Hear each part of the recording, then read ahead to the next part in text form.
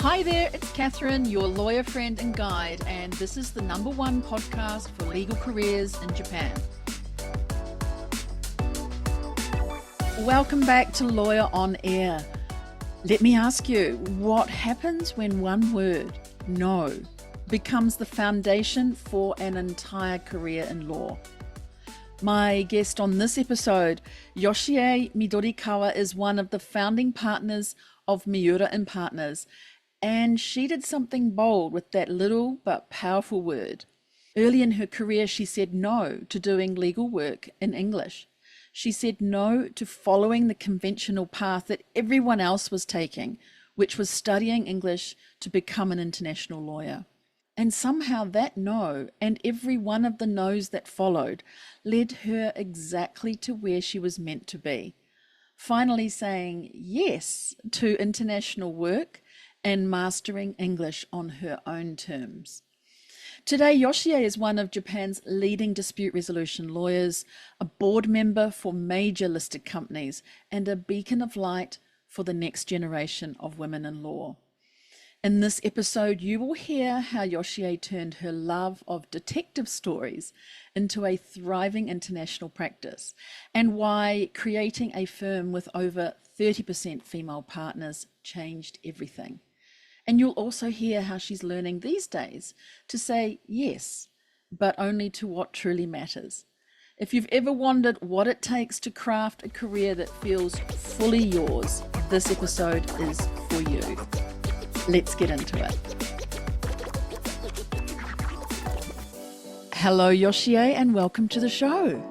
Hi, Catherine. Thank you for inviting me for the show. I'm so excited. Yeah, same here. So excited. I just have seen you and been stalking you on the LinkedIn and everywhere else, and so delighted to finally have you on the show. And I always start with a warm-up question. So imagine we are meeting up in person. Tell me your favorite bar or cafe and what drink you're ordering off the menu. Actually, I have a lot of favorite bars in Tokyo. Ooh. But yeah, yeah, previously I was a kind of bar hopper. Oh. Yeah.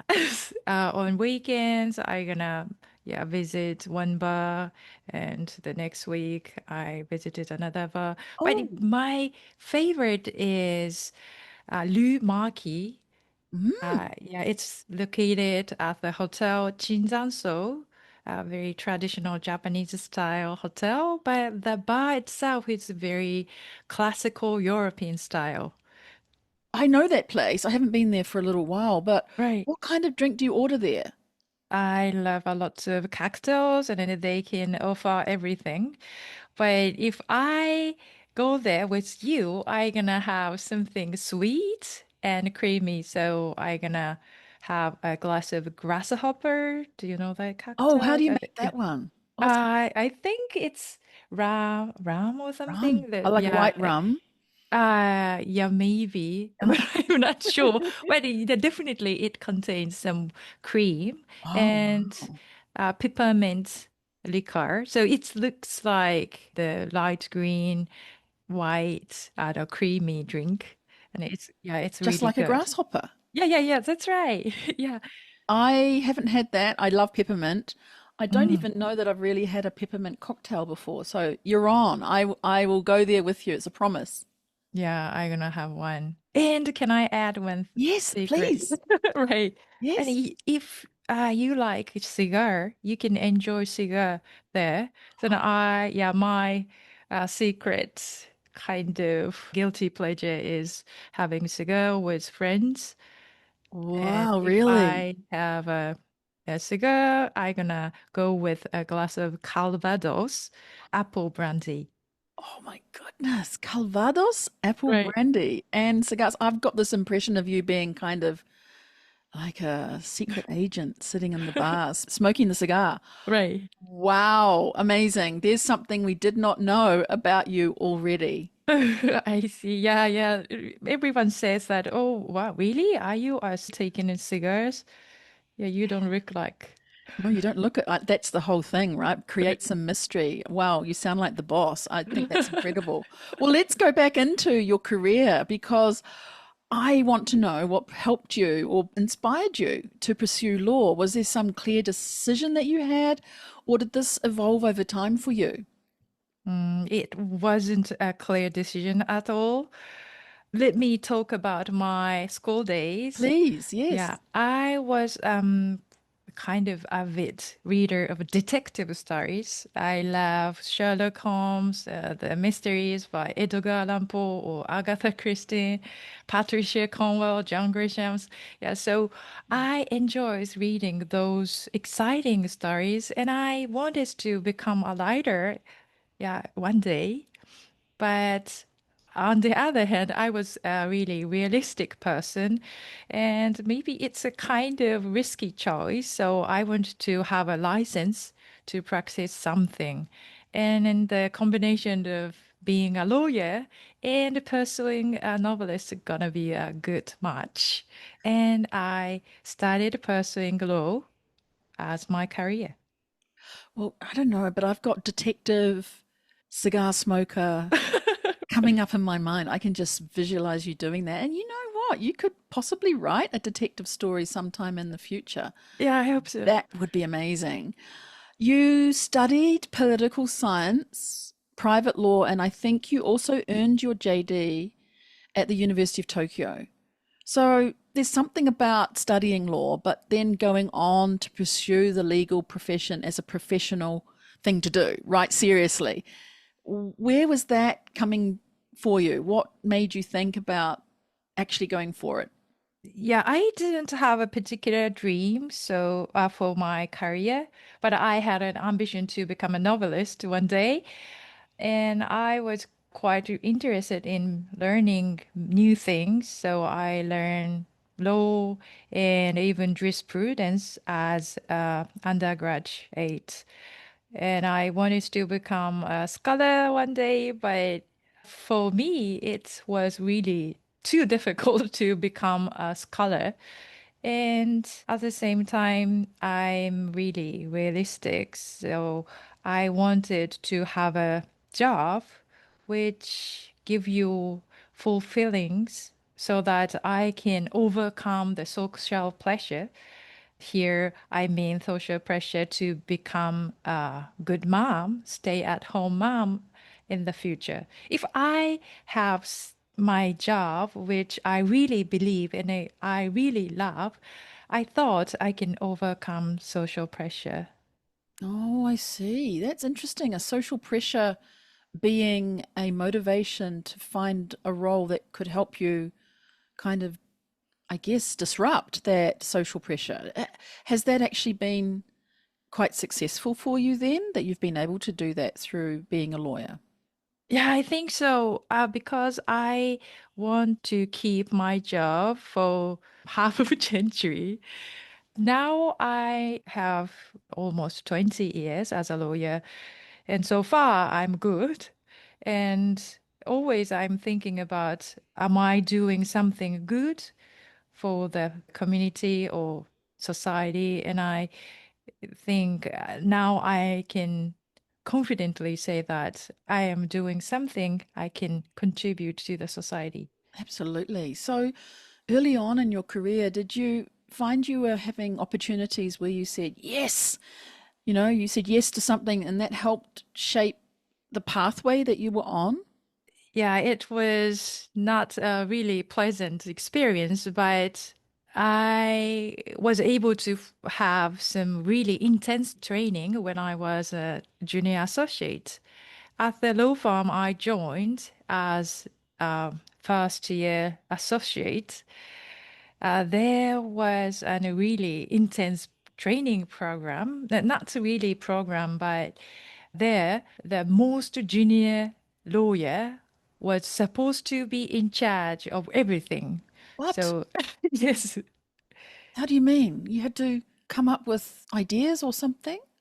yeah, exactly. It's really demanding. So, when I was the first year's associate, I was required to establish strategies, and I need to conduct legal research. Then I was required to draft called submission. But it's really difficult for a first year associate, of course. The good thing was that the senior associates or the partners help you to revise your strategies, submissions. So through this really intense training, I was able to acquire the basic skills as a litigator. And it's a really tough experience, but yeah, definitely, yes, if I need to go through that process again. Yeah, it would have totally shaped you. Is the strategies, making you do the strategies, those are folded into the draft court documents, I imagine. Why do they do this? Why do you think now, looking back, they not made you do it, but made it part of the program, the teaching, to have you come up with strategies? I think it accelerates your growth. So if you are taught how to search, how to create strategies, how to draft, it's maybe it's easier. But yeah, if you are on a kind of the drive, how do you call it? The not the driver's seat. Mm, So if you drive, yes. yeah, It's you different than can do being in the passenger, right. isn't it? It's Yeah, different yeah, being a that's right. passenger. That's right. It's So almost if like you, your navigator as well. You're showing the way through the strategies. So you're the one holding the map. But now you're talking about driving the car. yeah, exactly. Yeah. Yeah. So it's really scary because you just got a license, driver's license, Yeah. and you are, yeah, you are told you are in charge of driving like an F1 car, Right. right? You've reminded me when I first got my driver's license, I was doing a translation job for a Japanese person coming from the social welfare department in Japan. And I had to drive her around the south of the South Island of New Zealand. And I remember my mum being so worried because I only just got my driver's license. And here I was driving in these uncharted paths for me. But now I think about it and listening to your story, it's almost the deep end of the swimming pool. The hard things actually make it a little bit easier going forward, but they're hard at the time. You don't know what's coming up, but it ends up being quite pivotal. Yeah, it's really tough, but it's worked, I think. Yeah. Amazing. Well, looking back, was there a time when we talked about yes, but a time when you said no, and that became just as important for you for your career growth? Ah, yes, saying no is really important, I think. You ch need to choose your career on your own. So in hindsight, I was pretty bold, Mm, tell me right? more. Yeah, I cannot do it again, but Maybe. yeah, but actually my career started with a big no. When I started at the law firm, one of the big fours in Japan, as a first year associate, I told my boss that I don't want to deal with English language. I want to focus on law. Yeah, so Oh, yeah, so I explicitly says that I don't want to use English at all. I see. That is bold. Right. Wow, tell me more. How did that serve you then? Did you start just basically concentrating on that law as your focus to become a great lawyer? I don't know if it works, but I loved litigation, but I wasn't interested in learning English at all because almost 20 years ago, there were not a lot of international cases. Most of the litigations are domestic matters. So I thought I don't need to deal with English language as a litigator. So I wanted to focus on just law, not international matters. What did your partner say there when you said that? I said so at some interviews or meetings. The several partners were there and they looked surprised. Yeah, because everyone wants to learn English, don't they? Well, maybe not. It's you are obviously speaking excellent English now, and it's been something you learnt after that. But for the meantime, you focused on the basics of getting down into the law and becoming a skilled lawyer in this profession. You need to be that. Amazing. Yeah, I had a strategy because I met a lot of good English speakers at university. They are Japanese, but they are very fluent in English already, and I was not. Mm. And some friends told me that, oh, that girl uses British accent. Wow, it's cool. But I couldn't tell what is British accent. So, yeah, so maybe I shouldn't, yeah, spend any time to improve my English at that time. Yeah, because they are so good. But fortunately, yeah, in hindsight, these people do not pursue law, actually, so they can use English in other fields. So I should have started learning English much earlier. I see. So were those friends, they weren't studying law, they were doing another faculty. Yeah, so Oh, pursuing academic roles or working in another country, yeah, more global career. do you keep in touch with them? Yeah, And what do yeah, they they, say about you now? why did you make such Yeah. yeah, major move? And you tell them what you've just mentioned now. Have they ever heard you speak English?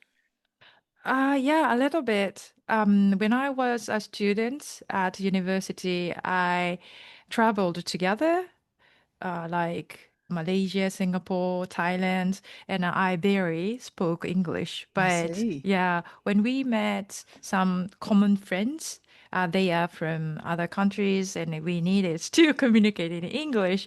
And yeah, voila. Yeah, they were very surprised. Oh, yes. You better share this episode with them so they can hear you now. I see, right? Amazing. Well, I mean, looking back then, was there a real pivotal moment as a young lawyer when you felt, right, yes, I've made the right decision, I'm on the right path?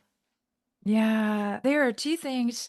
The first thing was about my writing style in Japanese.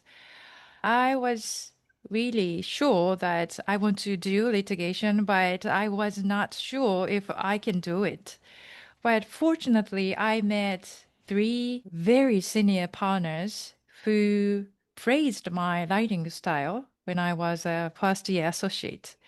And they said my writing style is so concise, well organized. So practitioners would love it because they are so busy to read a very long document. So at that moment, I thought, oh, that's good. I chose the right field because in Japan, litigation process is done by written submission rather than oral submissions. So that was a big yes. I've chosen the right path. Fantastic. And the second thing was, what was that? Yeah. Second thing was English. Aha, it's come Yeah. back. Yes. Yeah, I was really sure when I became a lawyer, I don't want to, yeah, pursue international career because I was not able to use English at all. But when I was a fourth or fifth year associate, it was maybe at some party. One senior partner told me that in 5 years, even litigators are supposed to deal with international matters. So everyone needs to use English. And when I heard his word, I thought he must be wrong, or I hope he is wrong. But I was not sure. And maybe it was around Golden Week, 1 week public holidays in Japan, and I bought 20 mysteries books for the Golden Week reading.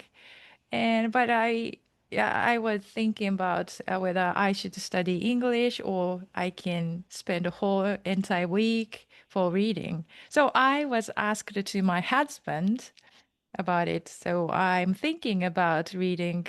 The books are awarded. The books are このミステリーがすごい. This mystery is amazing award books.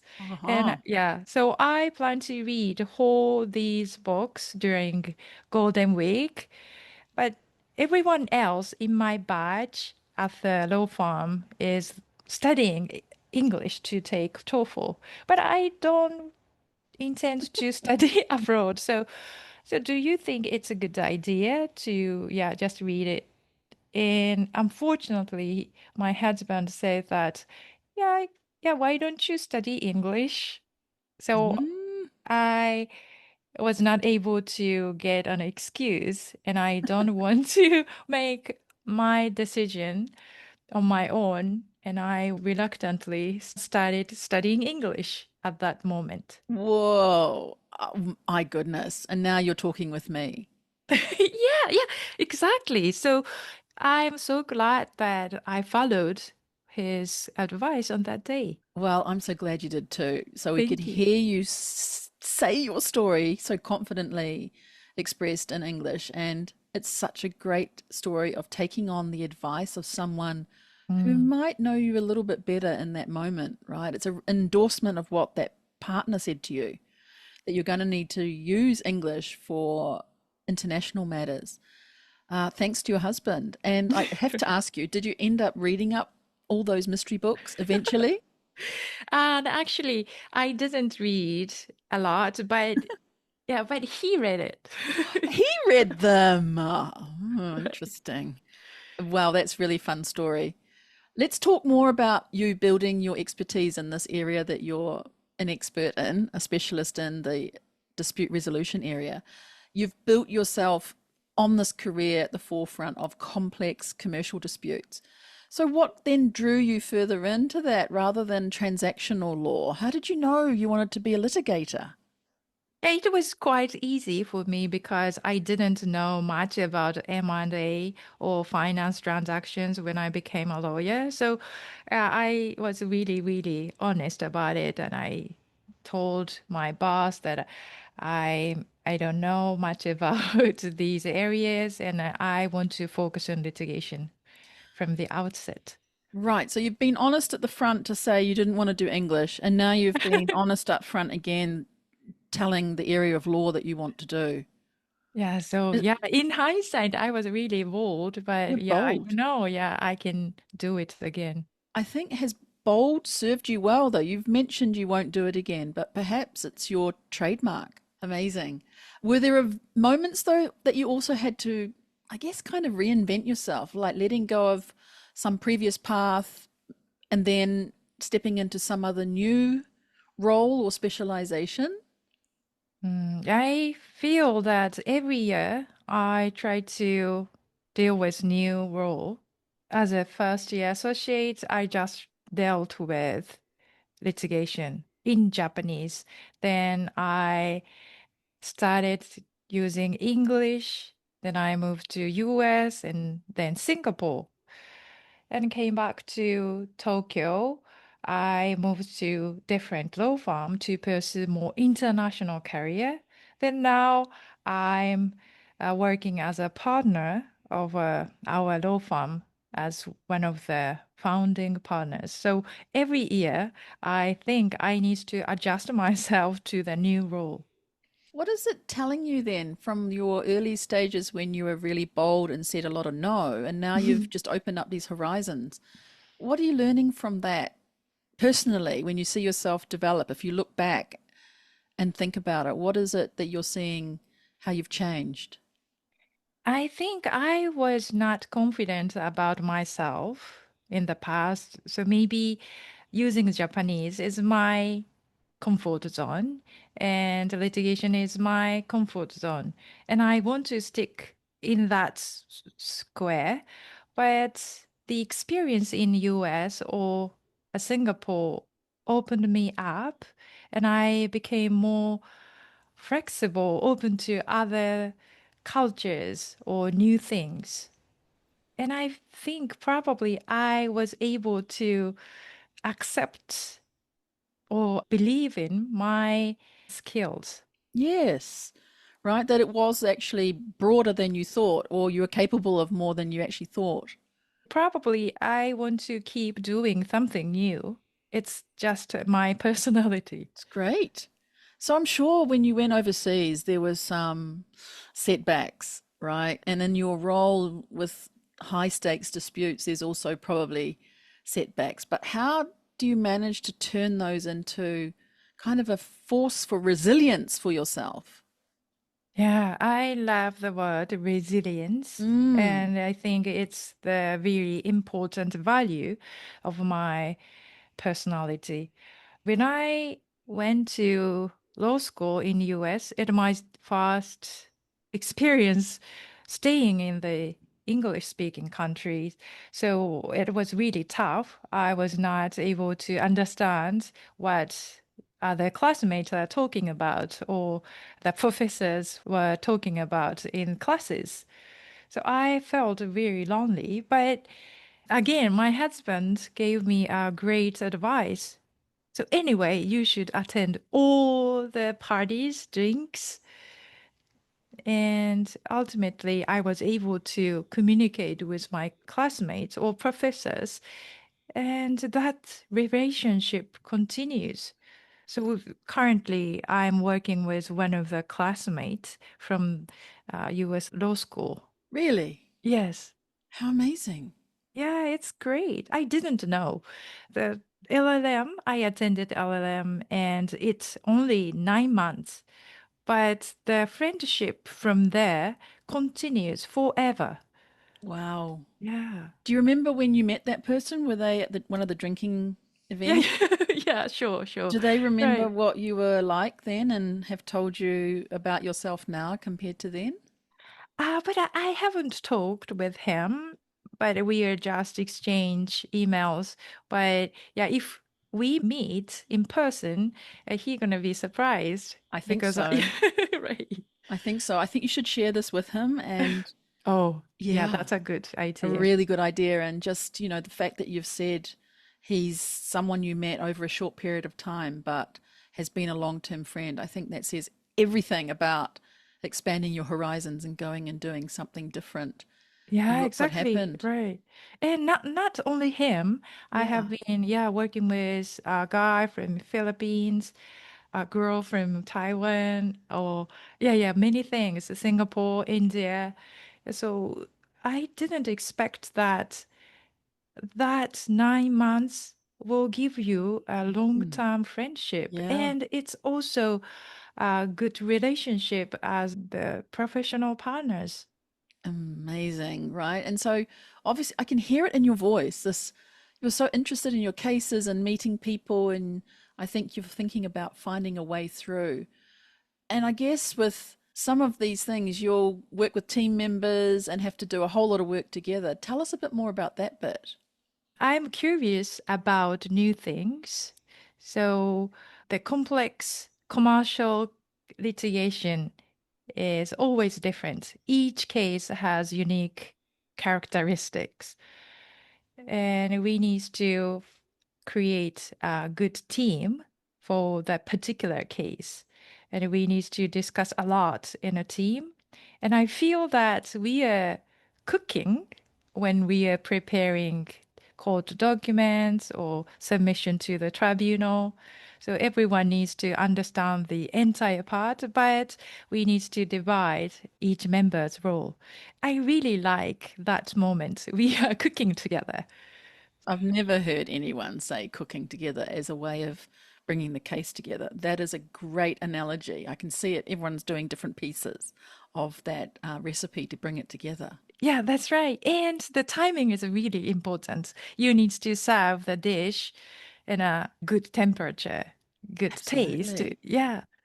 So you need to understand your audience, the judges or tribunals. It feels a little bit like it's a detective story, the way you're doing this, bringing all of these pieces together too and finding out the pieces that come together in these disputes.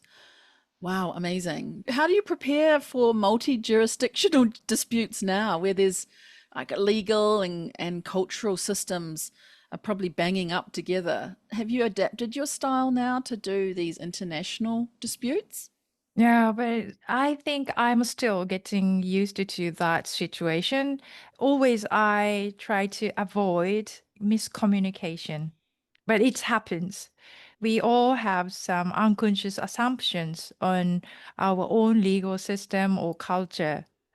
And if you are talking with people from other jurisdictions, other cultures, it's easily happen that we don't really get know each other. So, for example, I think it's a really famous example, but in Japan or in other civil jurisdictions, the statute of limitation is part of substantive law. But in common law jurisdictions, the statute of limitation is part of procedural law. So the people from both jurisdictions talk about statute of limitations. One party think about substantive issue, and the other party thinks that it is procedural issues. Then there are going to be a misunderstanding. Absolutely. I mean, I'm from common law, and it's Right. like, of course it's procedural, but yes, Right. it's not always in every country, and you've got to work that out. That's a really good example. Thanks for giving that. Well, let's move into governance because you do serve as an independent director for several Japanese listed companies. What motivated you to step into governance? It was not a difficult decision because I have been dealing with corporate governance matters or general corporate matters as outside counsel. And when I received an offer that I gonna be independent director, yeah, yes, I wanna be independent director so that I can contribute to improve their corporate governance through my experience as an outside counsel. How do you improve it? Now I have been sitting as five listed companies independent director, and I can compare their corporate governance styles, and I can suggest what kind of corporate governance style is good for that particular company. Is there a particular area that you're interested in? Yeah, it's about ESG, particularly about gender equality. Yeah, as a person, I'm a big believer in improving gender equality. And unfortunately, those companies, I'm the only woman in the boardrooms, but at least I can do something about improving gender equality in boardrooms by sitting there, and I want to improve more. How has stepping into governance roles changed the way that you think as a lawyer back in your lawyer's seat? Yeah, it's incredibly helpful experience for me. I try not to use too many legal terms when I give my advice to the client. Once I understand how executives are discussing legal issues at the boardrooms, the most directors are not having legal background. So I try to use more plain language when I talk about legal issues. Have you got an example of that, how it works? I sometimes attend client board meetings as an outside counsel, not an independent director. And I explained what's gonna be the outcome of litigation or other legal issues. And maybe I cannot talk about the details of it, but Sure. yeah, but I was able to visualize what's going to be the possible outcomes of the litigation. And the executive seems to understand very clearly from the kind of visualized explanation of me. And I try not to use legal complex terms when I talk about these scenarios. Right, you've hit the nail on the head, right? Not using the legal terms, but giving them maybe hypotheticals, scenarios, so that they can understand what might happen. That's a really great approach. Yeah, it's really important to provide understandable, easy to follow advice I think it's called practical advice. It is, right? Because lawyers are often analyzing and trained to analyze logically, right? So you're taking a different approach here. Yeah, exactly. So as a avid reader of detective stories, Mm. I love details. I like analyzing all evidence. But here, I need to put these skills away and I need to focus on the point. Well, let's think about aspiring directors because there's a lot of people listening who really want to be on a board. And I'm sure since you're the only female on some of them, they'd love to join you and become number two, Yeah, yeah, sure. right? So, what's one board dynamic you think that these aspiring directors need to understand before they step into that space? I think if you are a lawyer, you need to understand your role is different as an outside counsel. As an outside counsel, you are supposed to analyze details and you need to think logically. You need to think about risks so carefully. But if you are sitting as an independent director, you need to think about the whole company or businesses or environment, all those different matters. So you need to switch your mindset from outside counsel to the person who make a decision as part of the corporate body. Yeah, I like it.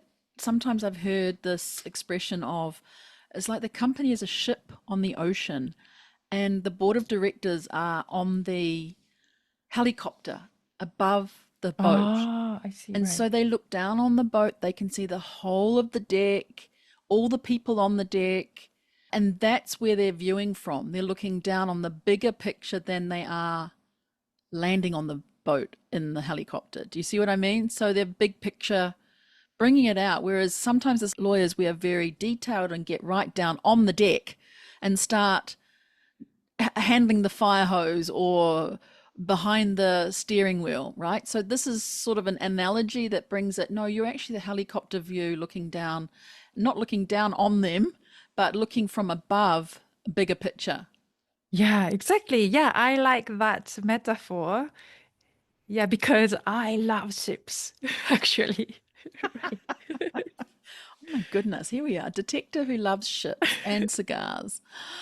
We're finding a lot about you. Well, it's amazing, right? Because visibility, you talked about that you're the only woman there on the board of some of these companies, all of these Right. companies. Yeah. Visibility is so often a challenge for women lawyers in Japan too. And I'd really love to hear from you what sort of strategies have helped you to build your visibility without showing off. I've just seen you shine, and today I'm hearing you as well. Tell us how you're doing it. Is there a trick? I don't think there is a shortcut. So you need to be resilient, patient. Maybe I can share one experience, maybe around 20 years of experience as a female lawyer in Japan. Mm. And yeah, as long as I know, the top lawyers, great lawyers seems to care more about the quality or resilience of their associates. They don't much care about the gender of associates. So if you provide good product with resilience, ultimately your partners will pick you up. Yeah, so at that moment, gender is not the problem. But until then, maybe probably in Japan, male lawyers have more opportunities to get high stake cases. But if you have one small case and you present your ability to the top lawyers, the next case is gonna be a good one or larger one. So I think you need to be patient, but I hope in 10 years or 20 years, no less than 10, 20 years, yeah, gender will be no matter in Japan as well. Oh, so on that side of things, is there an example of when that happened where you were assigned a really bigger case after a smaller case? Yes, when I was a first year associate, I was assigned a very small case from one of the managing partners of the firm. And I heard he didn't work with junior associates so often. So I thought, yeah, maybe I should do my best. And I did. But it was not so good, but I was able to show my resilience to him. And I think I gonna get more complicated cases as a kind of, how do you call it? Maybe recognition of the work that you'd done? You got a different kind of harder case? Yeah, I think so. I received a bigger case, complicated case later. Oh, I see. And what about women working on these cases? Were there other associates as well? Were they competing or being in a team? How did that happen? It's a very big case. The stake was around 300 million US dollar, and I was assigned as this kind of second chair associate in the case, and there was a male associate on the same matter. And I was a little bit not happy with it because he is almost in my age and picked up as an first chair associate.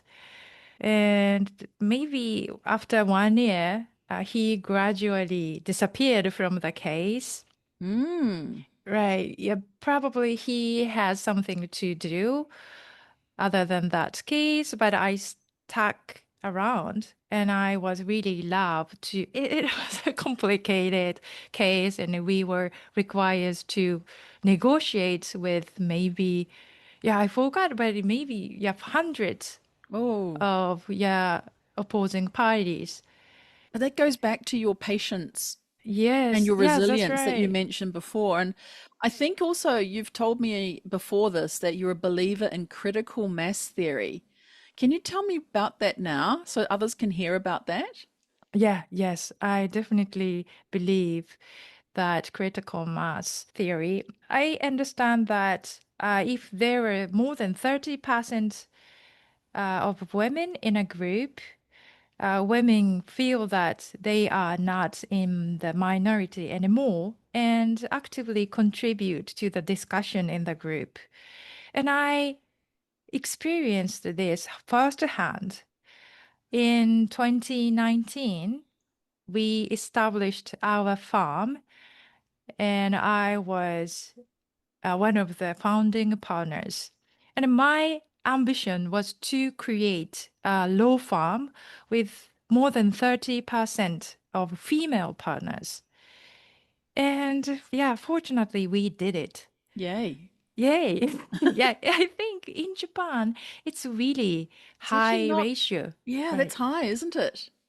Yeah, it's really tough to do that. Yeah, because if yeah, you want to do it at so-called big fours, yeah, you need to promote so many associate, female associates to partners. But yeah, if you create a new law firm, it's much easier to do that. Then since then, I don't feel that I'm in the minority of the firm. And I feel that I am a litigator rather than a female lawyer. So I can concentrate on what I'm doing as a professional rather than a female.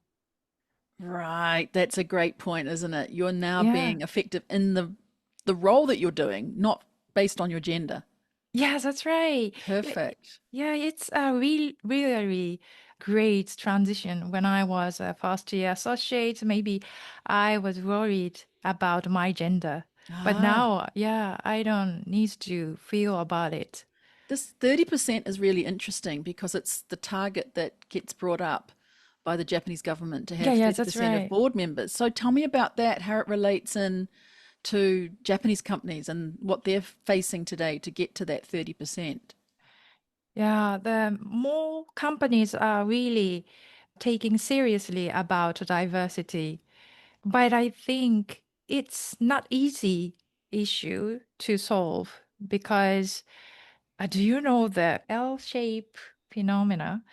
It's referred to the situation where the women employees quit their job as a full-time employees at the age of around 30. So the percent of female employees in full-times are getting down.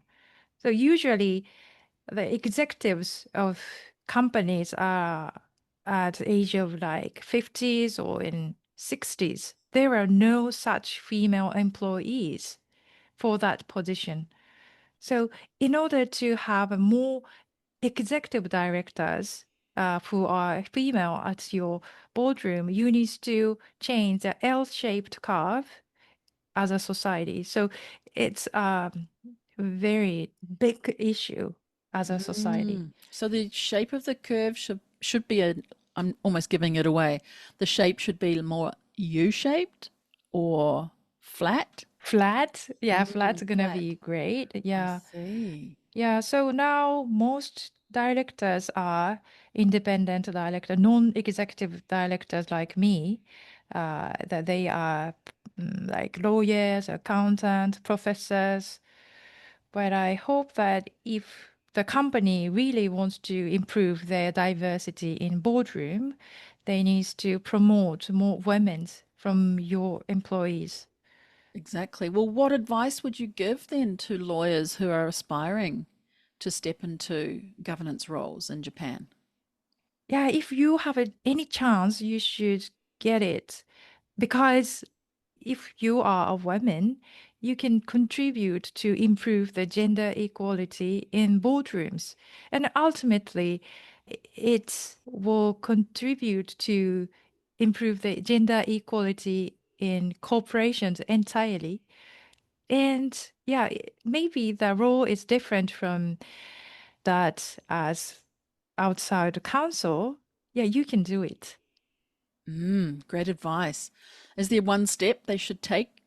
Just one first step to get the offer? I mean, there's you get offered it, but how do you get to be offered? Is there one tip? Yeah, there are many ways.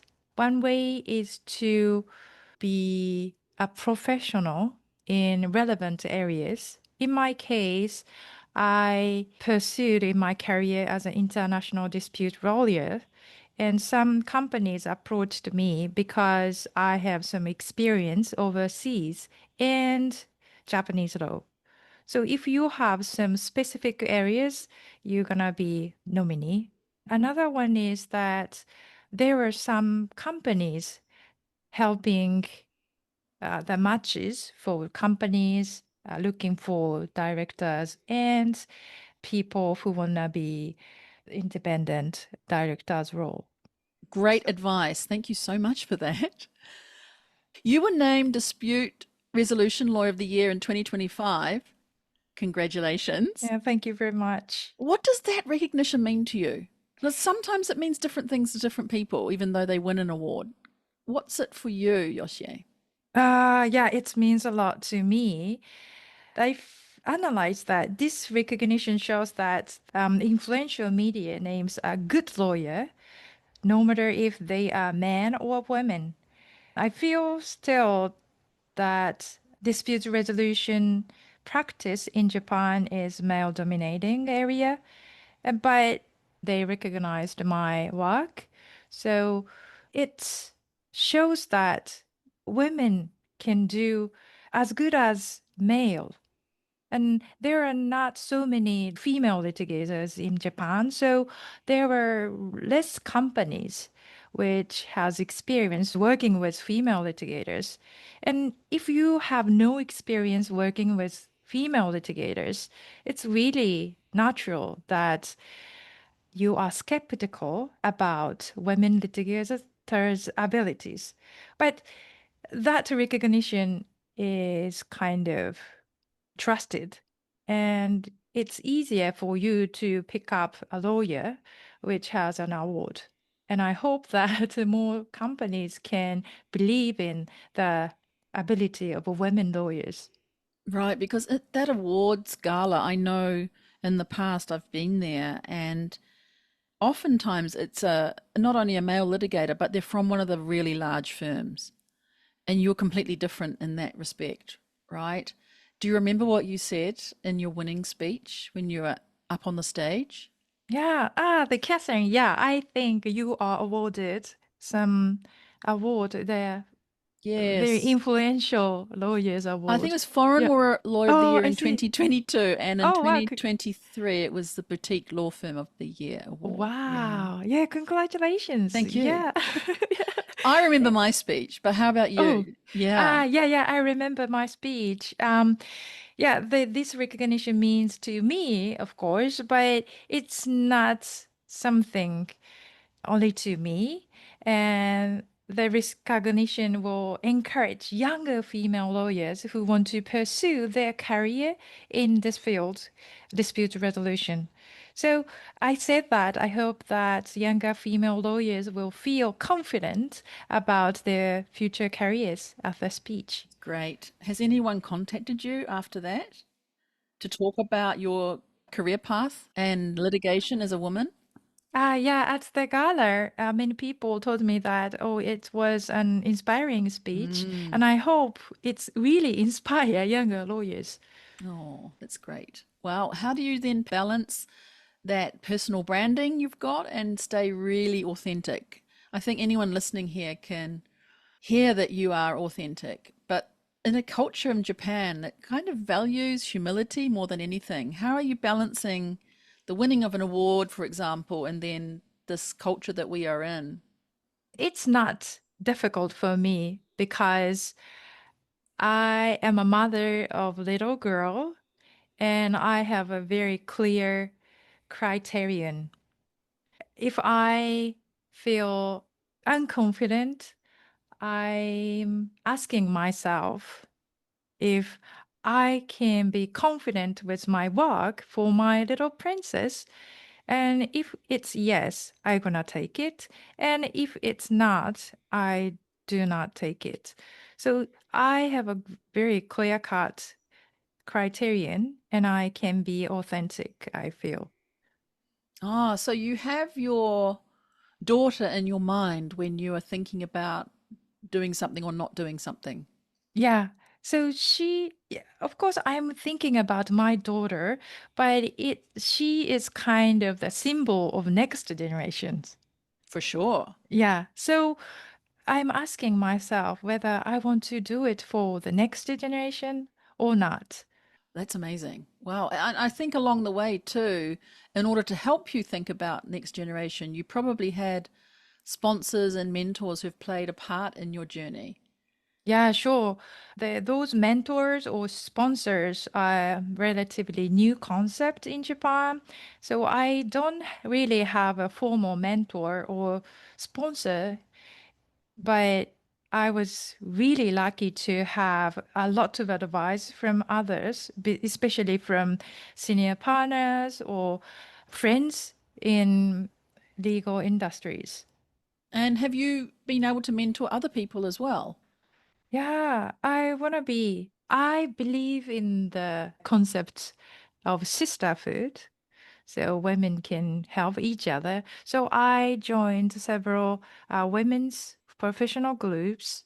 But there, we can mingle and support each other and talk about what we are worried about. And it's Right. really inspiring and encouraging part. So I want to be assisting younger generations if they Right. are facing the similar challenges that I faced. Right. And from what you've said, look, honestly, your family, your husband feel like, to me, he's kind of a mentor in some ways. He's your husband, but also he's guided you quite a bit there. Yeah, that's right. He's Yeah, really yeah, supportive. definitely. Yeah, Hmm. so he is extraordinary supportive. Yeah, so he understands me better than me. So he gave me the very precious and practical advice that I should study English, and I followed his advice.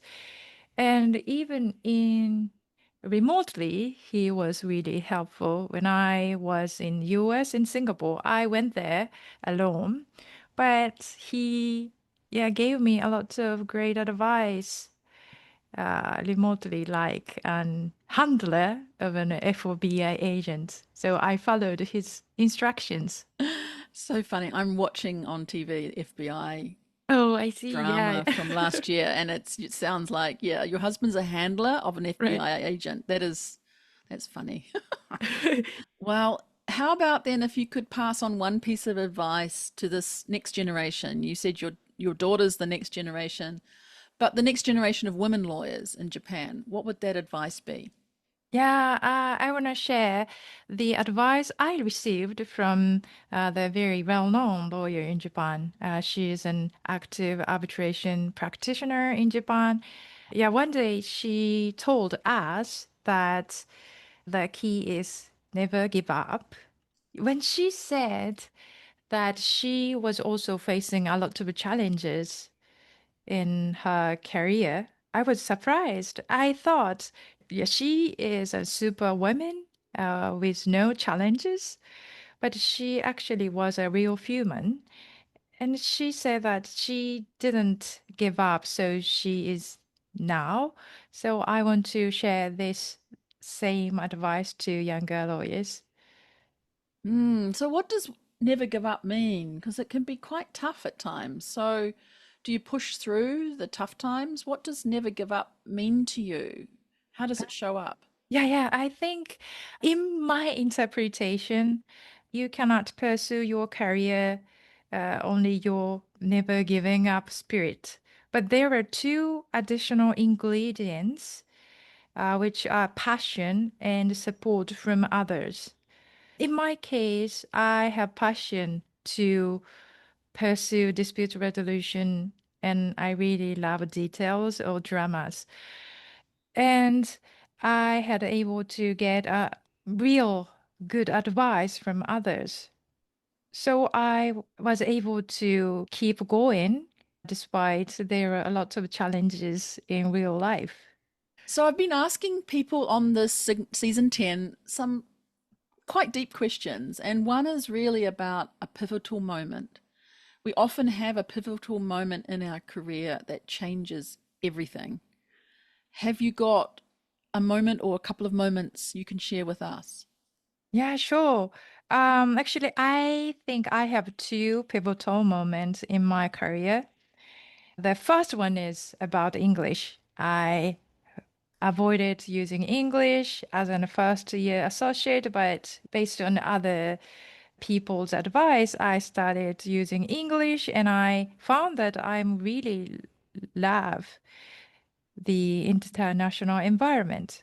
So now I'm pursuing a career as an international dispute lawyer.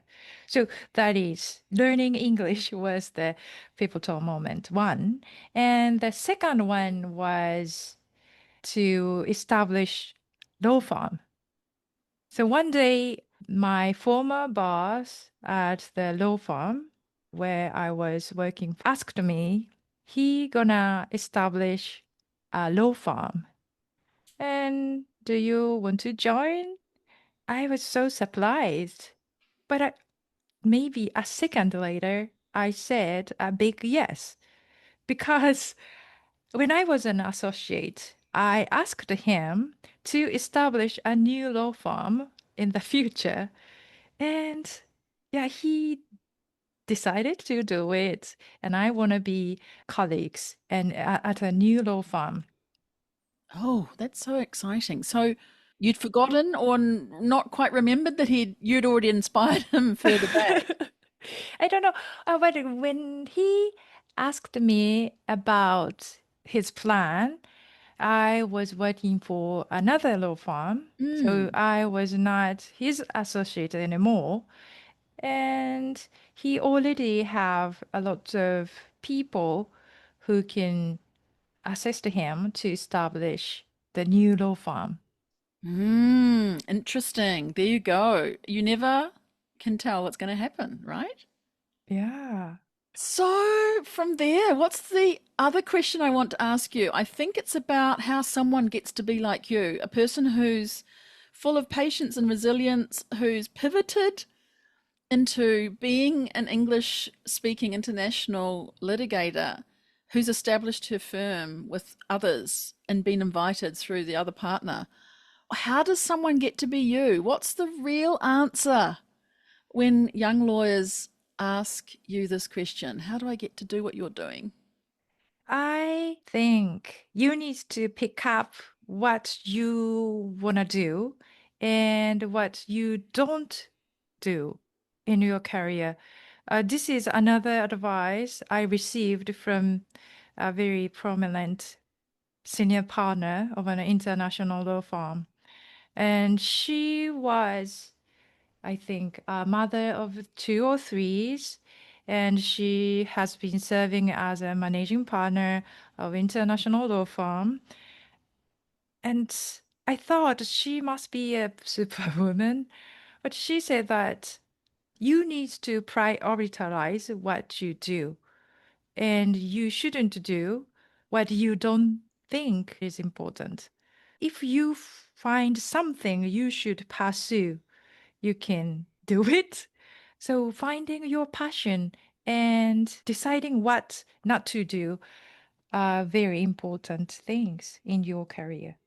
Mm, excellent. Is there anything else we've gone over today you want to re emphasize or something else that you haven't mentioned that you want to talk about? Yeah, what I want to be is to show kind of real or how do you possible role model because I didn't find a lot of real role model in Japan, but I believe that what I did was something everyone can do if you have passion and support from others.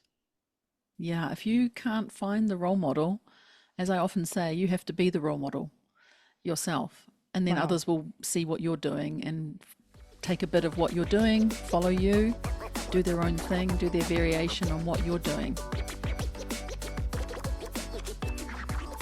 Well, let's get into the last part of the episode, which is some quick fire questions for you. We've already learned a lot about some fun things about you. Is there something that you've read, a book that changed your thinking about being a lawyer or a leader?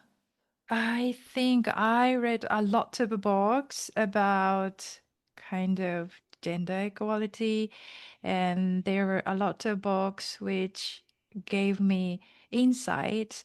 But if I pick up one, I want to share this one how stereotypes affect us and what we can do.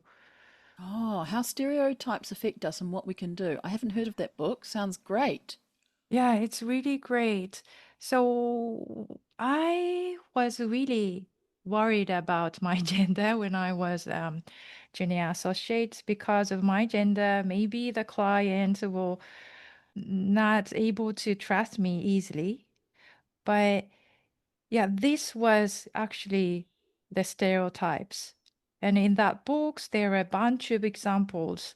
And my favorite is that if female student told that the girls are not good at math calculations, when they take math examination, their grades will be lower than boys. But if you get some positive feedbacks before taking math test, you're gonna take higher grade. So stereotypes give you positive and negative impacts. So Mm. it's science. So after reading this book, I was able to stop blaming myself. Amazing. That's so excellent to hear. I love that. I'm going to try and find that book and we'll put that link in the show notes that you've given it to us. What Right. about a publication or a speaking engagement that stayed with you that's been really meaningful? It's about third party litigation funding. I published the piece of this title in 2015 for the Mm. first time in Japanese. I was in Singapore there and I learned about this new concept. Then I thought yeah, maybe in Japan, third party funding will be used in the future. So I started sharing my knowledge. And now I'm working with third-party funding to support very big claims. So I'm really happy that I can contribute to the development of legal communities. And I've heard you didn't just write one or two articles. Right. Yeah, because I love writing, I have wrote more than, I think, 80 articles on legal or non-legal matters. Whoa, amazing. Well done. Outside of work, what activities or hobbies charge you up? I'm doing yoga to balance my mind and body. And also, I think, yeah, it's kind of surprising thing, but I'm making my daughter's dresses. Oh, you're creative. You can make your daughter's dresses?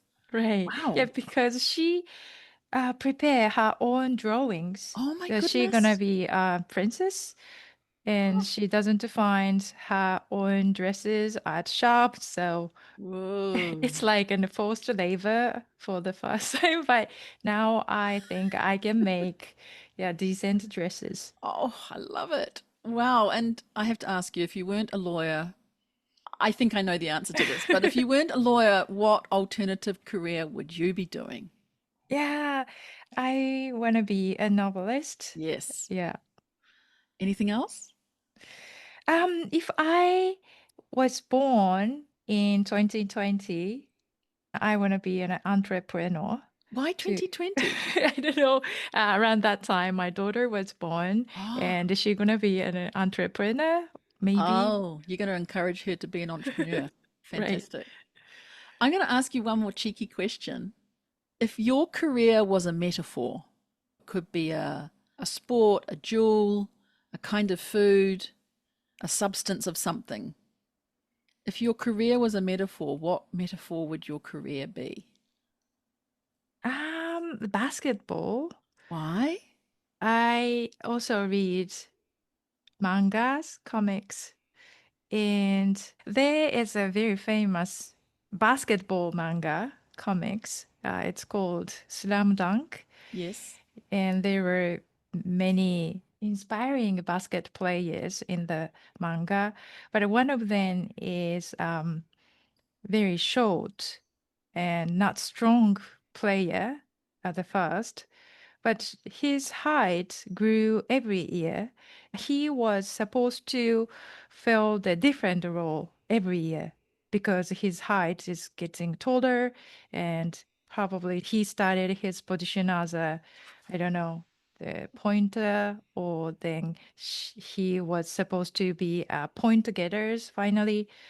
So I feel that my role as a lawyer changes every year.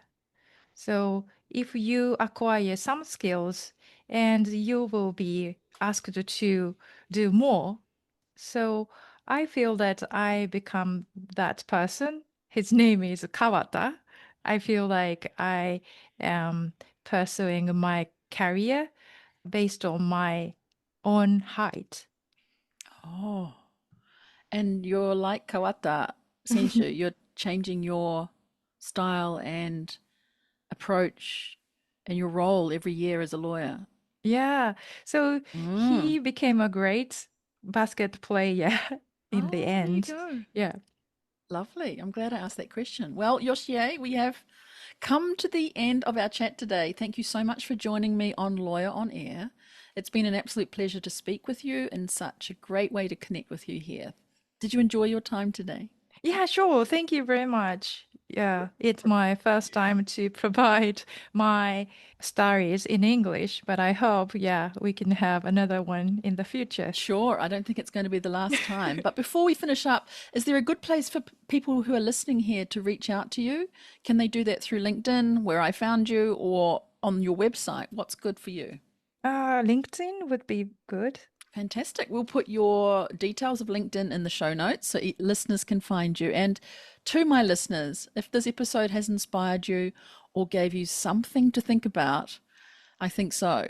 I would love to hear from you. Please make sure you subscribe, share the episode with somebody else, send us a review if you can. Your feedback helps more listeners like you find this show and discover answers to questions they always wanted to know about a career in law, but they didn't know where to find them. That's all for today. See you back here next time for the next episode. Cheers, kampai, and bye for now. Thank you very much. Bye for now.